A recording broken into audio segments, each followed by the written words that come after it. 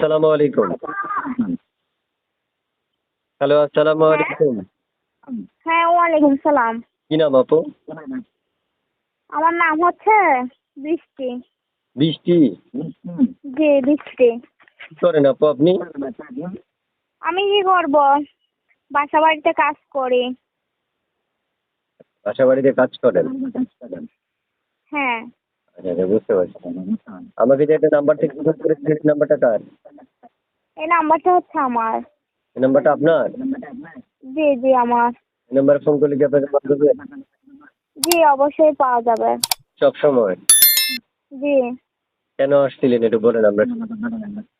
প্রতিবেদনে আসছি, বাবা নাই, ভাই নাই, আম্মু আছে, আমি আছি, তাই অনেক কষ্টে পড়ে প্রতিবেদনে আসছি। যৌতুকের জন্য কেউ বিয়ে শাদী করে না।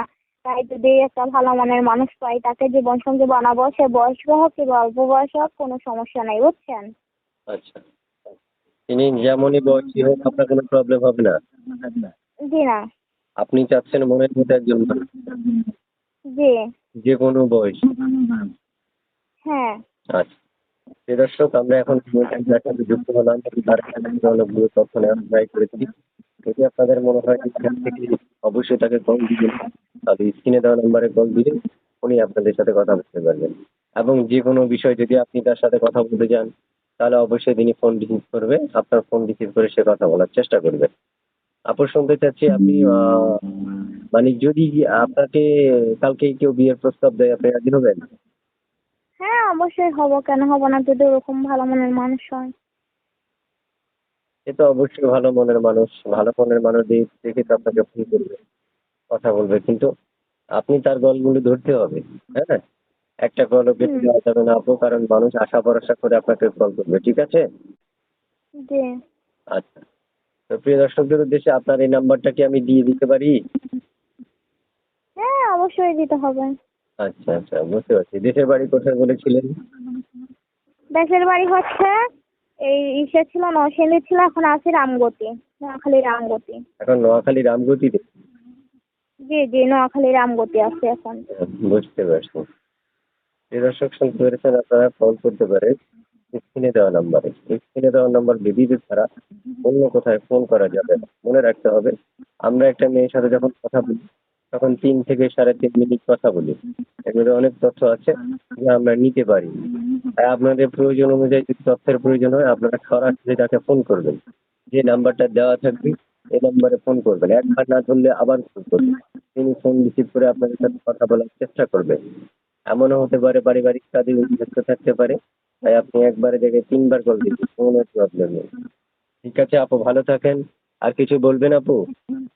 জি না, আর কিছু বলবো না, তোকে ওই বাজে মন্তব্য নিয়ে কল দিবেন না।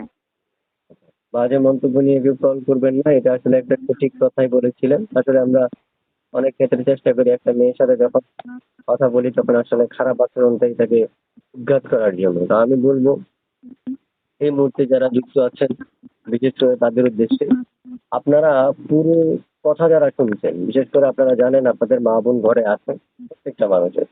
আর আমরা সেই সব প্রান্ত থেকে অবশ্যই এই মর্যাদা থেকে কথা বলতে হবে। এবং যদি আপনি মনে করেন সেই মানুষটা আপনার হয়ে তখন হয়তো বা আলাদা ব্যাপার।